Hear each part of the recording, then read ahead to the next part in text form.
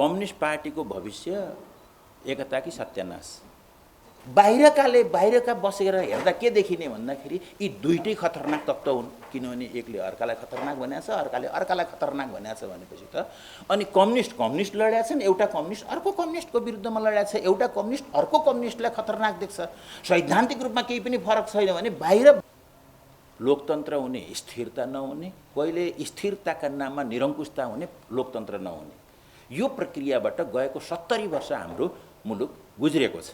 यहाँ कांग्रेस पार्टी नै पनि स्वाधीनतापूर्वक आफ्नो मुद्दामा चाहिँ फैसला गर्ने गरी कांग्रेस उभिन्छ भन्ने भयो भने त्यसलाई पनि फोड्न लाग्छन् ती शक्तिहरू। ती अस्थिरताका शक्ति हुन्, ती हामीलाई अस्थिर पार्ने शक्ति हुन्। हाम्रो लोकतन्त्र र हाम्रो वामपन्थलाई विभाजित गर्ने शक्तिहरूले यसलाई प्रभावित पार्छ। कम्युनिस्ट पार्टीको भविष्य एकता कि सत्यानाश भन्ने मैले लेखेँ। त्यसले एक खालको त्यसमा चर्चा क्रिया प्रतिक्रियाहरू भइरहेका छन्। यही सन्दर्भमा हिजो हाम्रो पार्टीको पोलिट ब्युरो बैठक बस्यो र त्यहाँ पनि मैले ती प्रस्ताव, खास गरी हामी अप्ठ्यारो अवस्थामा छौँ, कम्युनिस्ट आन्दोलन अप्ठ्यारो अवस्थामा छ, यसलाई रक्षा गर्न, विकास गर्नका लागि हामीले कम्युनिस्ट पार्टीहरूका बीचमा एउटा समझदारी, एकता, यो प्रक्रियाबाट अगाडि जानुपर्छ भन्ने सन्दर्भमा पोलिट ब्युरोमा आफ्नो कुरा राखेको छु। त्यसपछि पनि त्यसको अलिकति चर्चा हुनु स्वाभाविक थियो, चर्चा भएको छ। र मिडियाको साथीहरूले चाहिँ हैन, यो मामला, यो अवधारणालाई अलि प्रष्ट पार्नु पर्यो भन्ने हुनाले ठिक छ, एक खालले बसेर कुराकानी गरौँ, छलफल गरौँ। यसको यो अवधारणाको कुरा गर्दा, एकताको कुरा गर्दाखेरि मैले के भन्न खोजेको हुँ भन्ने बारेमा एउटा स्पष्टताका लागि चाहिँ बसेर छलफल गरौँ न भन्ने सन्दर्भमा हामी जुटेका हौँ। यो कुनै पत्रकार सम्मेलन वा कुनै अभियानको घोषणा यस्तो कुनै चिज होइन। यसभन्दा अगाडि मैले भने गरेका कुराहरूकै बारेमा हामी त्यसलाई मैले अझ स्पष्ट पार्नका लागि साथीहरूसँग मैले कुराकानी गर्न खोजेको हुँ। मेरो चासो चाहिँ यो सन्दर्भमा कम्युनिस्ट आन्दोलनको एकताको कुरा गर्दाखेरि चाहिँ मेरो चासो हाम्रो मुलुकको राजनीतिमा लोकतान्त्रिक स्थिरतासँग सम्बन्धित छ, जुन कुरा मैले पटक पटक भन्दै आएको छु। किनभने हामी कहाँ हाम्रो एउटा समस्या के रहेर आएको छ, विरोधाभास के रहेर आएको छ भने कहिले लोकतन्त्र हुने, स्थिरता नहुने, कहिले स्थिरताका नाममा निरङ्कुशता हुने, लोकतन्त्र नहुने, यो प्रक्रियाबाट गएको 70 वर्ष हाम्रो मुलुक गुज्रेको छ। 7 सालमा हामीले लोकतन्त्र ल्यायौँ, त्यसलाई स्थिर बनाउन सकेनौँ। 17 सालमा तथाकथित स्थिरता आयो, लोकतन्त्र हरायो। 47 सालमा फेरि हामीले लोकतन्त्र लिएर आयौँ। सुरुमा ठिकै चल्दै थियो, लगत्तै अस्थिरताका शक्तिहरू बलिया हुँदै गएर हामी फेरि अस्थिर भयौँ, त्यो लोकतन्त्र अस्थिर भयो। अनेक झन्झावातबाट एक हिसाबले करिब गृहयुद्धको नजिक पुगेर हामी चाहिँ उम्केर फेरि संविधान सभा हुँदै हामी 72 को संविधानसम्म पुग्यौँ।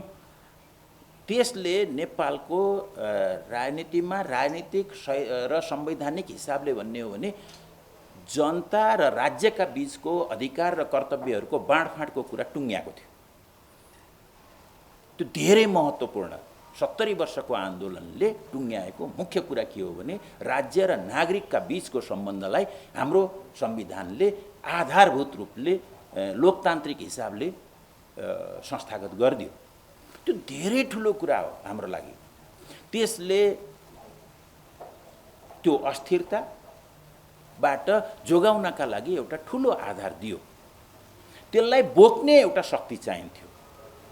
त्यो संविधान बोक्ने राजनीतिक पार्टीले हो, त्यो शक्ति चाहिन्थ्यो। 74 को निर्वाचनले कम्युनिस्ट पार्टीको पक्षमा एउटा ठुलो जनमत दिएर त्यसले त्यो संविधानको कार्यान्वयनको अभ्यासको ग्यारेन्टी गर्यो, राजनीतिक रूपमा ग्यारेन्टी गर्यो।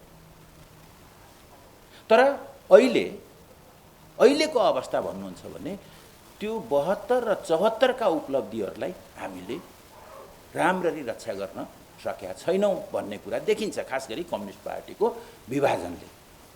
यसले गर्दाखेरि नेपालमा लोकतन्त्र, वामपन्थ यो चाहिँ नेपालको स्थिरता र अस्थिरतासँग जोडिएका प्रश्न हुन्। यो नेकपा एमाले, अर्को माओवादी, अर्को काङ्ग्रेस, हाम्रा बीचका झगडा, हाम्रा बीचका आग्रह, हाम्रा बीचका खुट्टा तानातानमा मात्रै सीमित छैन। यो प्रश्न हाम्रो लोकतान्त्रिक स्थिरतासँग छ, यसर्थ हाम्रो लोकतन्त्र र वामपन्थको भविष्यसँग सम्बन्धित छ। यसर्थ यसलाई त्यही उचाइबाट यो प्रश्नलाई हेर्नुपर्छ भन्ने मेरो पहिलो कुरा हो। दोस्रो कुरा चाहिँ अहिले किन आवश्यक छ भन्दा एउटा त यो बृहत सन्दर्भमा आवश्यक छ, त्यसबाहेक पार्टीका रूपमा नेकपा एमालेको हिसाबले एकताको पक्षमा हामीले किन जानुपर्छ, हामीले किन पहल कदमी गर्नुपर्छ, हामीले किन लिड गर्नुपर्छ भन्छु मैले त। किनभने हामीले लिड नगरिकन, नेकपा एमाले लिड नगरिकन, नेतृत्व नगरिकन यो एकता हुँदैन, किनभने हामी ठुलो पार्टी हौँ। त्यति मात्रै होइन, स्वयं नेकपा एमाले नेपालको कम्युनिस्ट आन्दोलनको एकताको प्रतिनिधि हो, एकताको नेता हो, एकताको मूल प्रवाह हो। यसले गर्दाखेरि आज पनि उसको दायित्व हो कि नेपालको कम्युनिस्ट आन्दोलनको यथोचित प्रतिनिधित्व गर्नु, शानदार प्रतिनिधित्व गर्नु स्वयं नेकपा एमालेको दायित्व हो भन्ने अर्थमा मेरो हिस्ट्रीलाई, मेरो पार्टीको हिस्ट्रीलाई मैले यसरी बुझ्छु, मेरो पार्टीको इतिहासलाई मैले यसरी बुझ्छु। यसर्थ आज पनि त्यो चुनौती र त्यो दायित्व नेकपा एमालेको काँधमा छ है, यसले नेतृत्व गर्नुपर्छ है भन्ने मलाई लाग्छ। एउटा धेरै महत्त्वपूर्ण कुरा यो हो।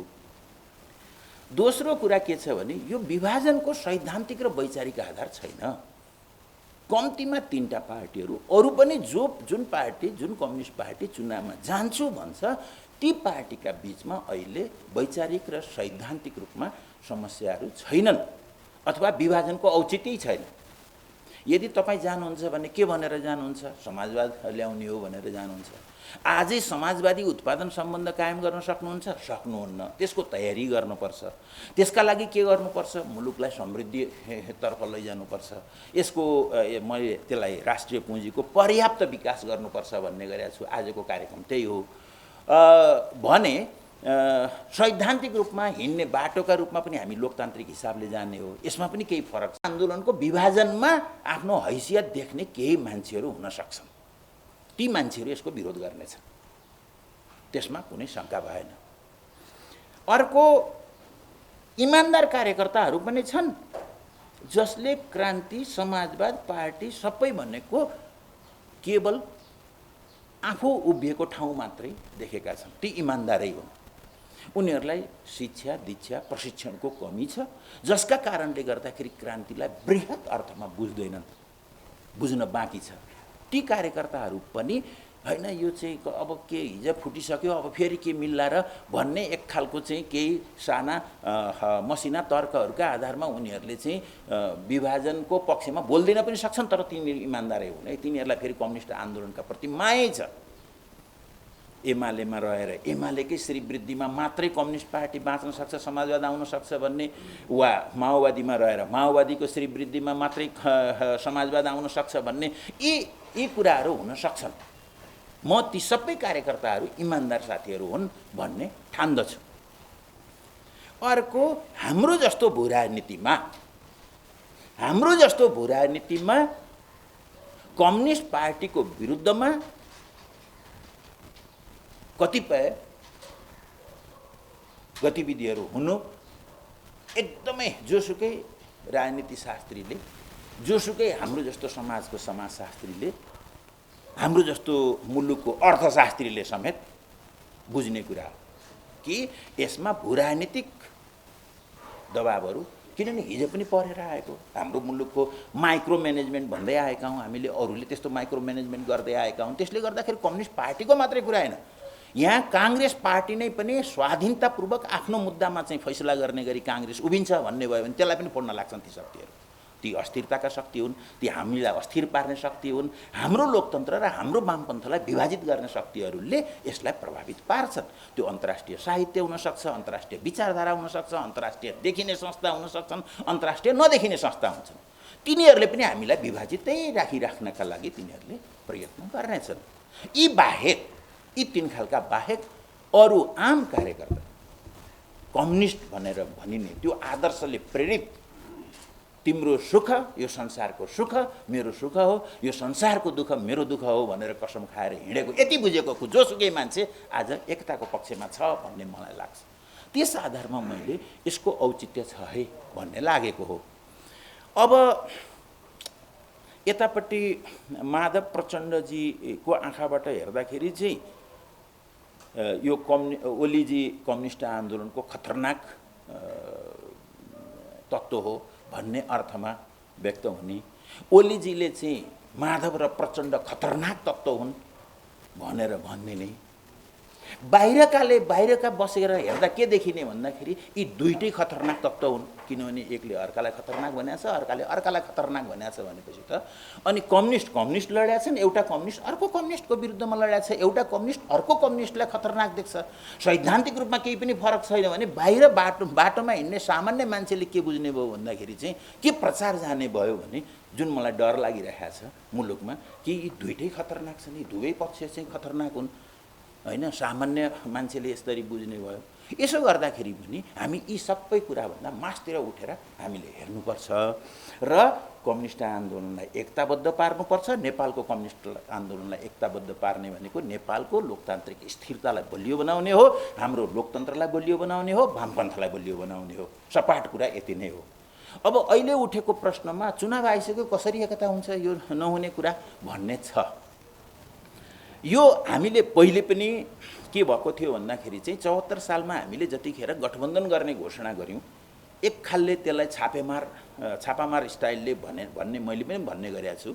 किनभने त्योभन्दा केही समय अगाडिदेखि 1.5-2 वर्ष अगाडिदेखि कम्युनिस्ट आन्दोलनको सिद्धान्तहरू अब एक भइसके, नेकपा एमाले र माओवादी केन्द्रको सिद्धान्तमा फरक छैन, सैद्धान्तिक रूपले यिनीहरू अलग रहन पर्दैन, यिनी एकीकृत हुनुपर्छ भन्ने कुरा हामीले गर्दाखेरि मेरै समेत विरोध भएको थियो। यस्ता हैन मार्क्सवादको नाममा यसरी पार्टी विरोधी गतिविधि चलाएर हिँड्ने भनेर चाहिँ भएको थियो र त्यो कहिलेसम्म भन्दा भदौसम्म भएको थियो। 74 सालको भदौसम्म मेरो विरोध हुँदै थियो। त्यो पटक पटक हाम्रो स्थायी कमिटीमा पनि उठाएको थियो यस्तो कुराहरू।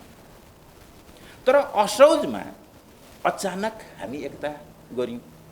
कसरी भयो कसरी बोलायो त्यतापट्टि नजाउँ, यो सबै कुरा बाहिर आएको छ।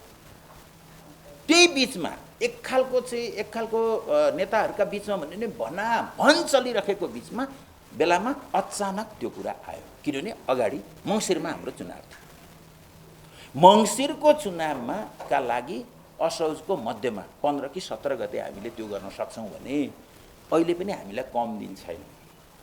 यसर्थ समय छैन भन्ने कुरा बेकार कुरा हो। समय छ, पर्याप्त समय छ। बरु हिजोका अभ्यासहरूले के गर्दाखेरि कमी रहँदा रहेछन्, कसरी एकतालाई झन् राम्रो बनाउन सकिन्छ भनेर सिक्नका लागि हामीसँग त झन् उदाहरण पनि भइसकेको छ। त्यसले गर्दा हामीलाई हिजोभन्दा आज एकतालाई सजिलो छ। एक